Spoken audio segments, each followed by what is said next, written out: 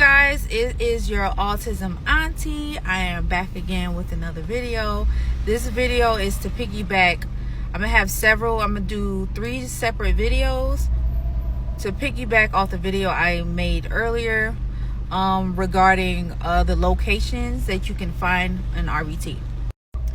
So now we're gonna talk about school-based ABA. School-based ABA is where they either have, I have not seen it yet in the state of Georgia. They probably have it somewhere in other counties, but I'm around the Atlanta area, and a lot of the counties over here do not allow ABA inside the schools, outside agencies, or outsourced ABA inside the schools.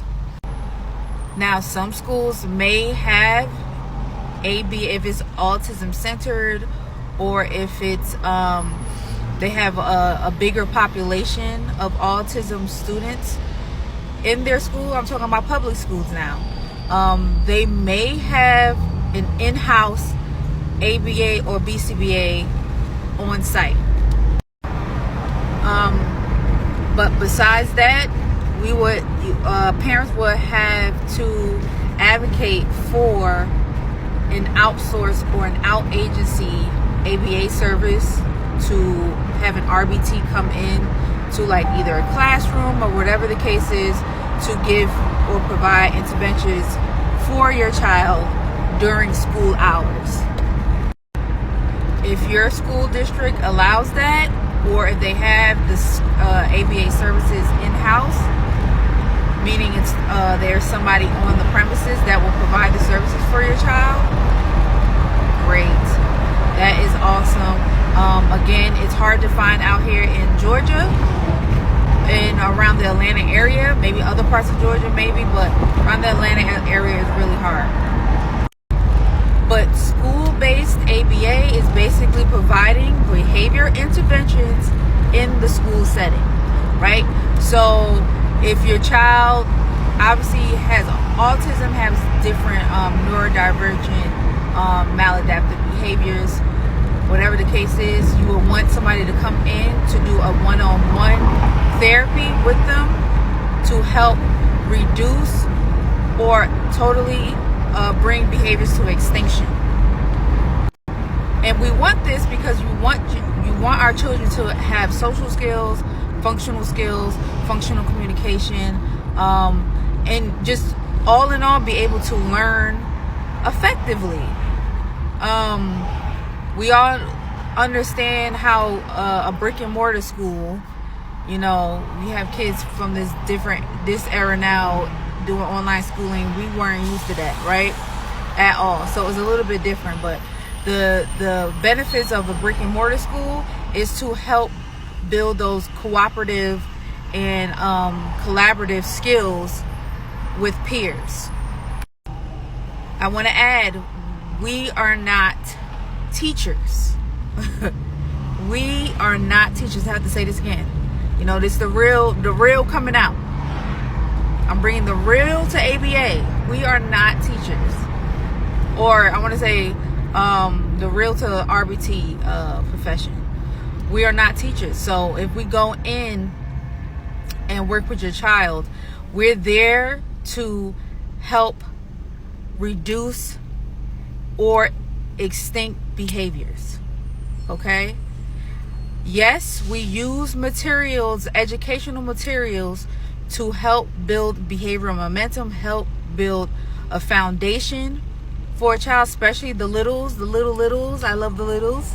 But we're there to, we use those materials to help them, but we're not teachers as far as we have like a grade, not a grade book, but like a curriculum or anything like that for these kids. We're doing it to help maintain certain behaviors, appropriate behaviors.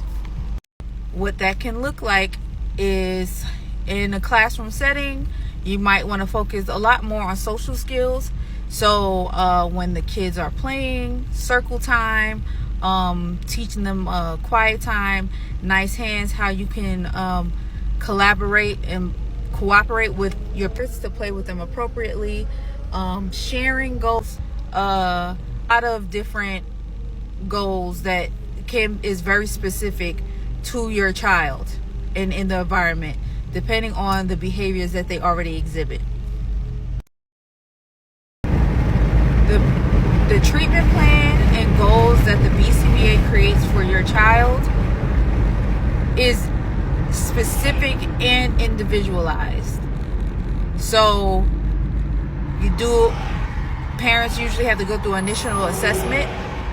After they get an autism diagnosis, they do an initial assessment with a clinician to help figure out the baseline of where your child is currently.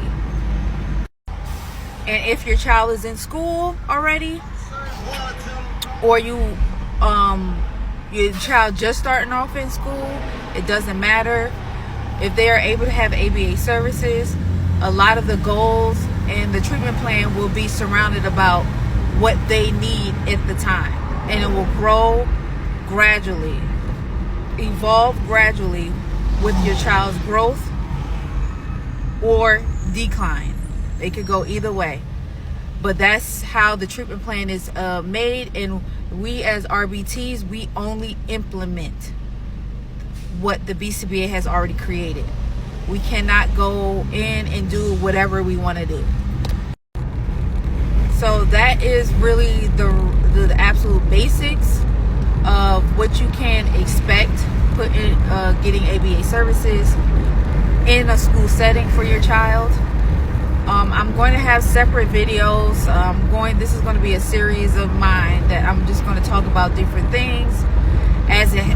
I'm still in RBT currently while I'm in school, so there's things that will come up that I'm just going to talk about, and we can get it out there, because that's what I want to do.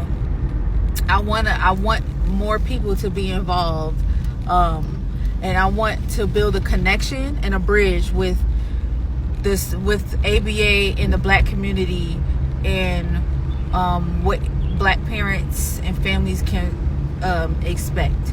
Okay, so this video we're talking about the school, and the next video I'm going to keep on going and just keep elaborating on different things. But thank you guys for watching, and I see you guys on my next video. Thank you.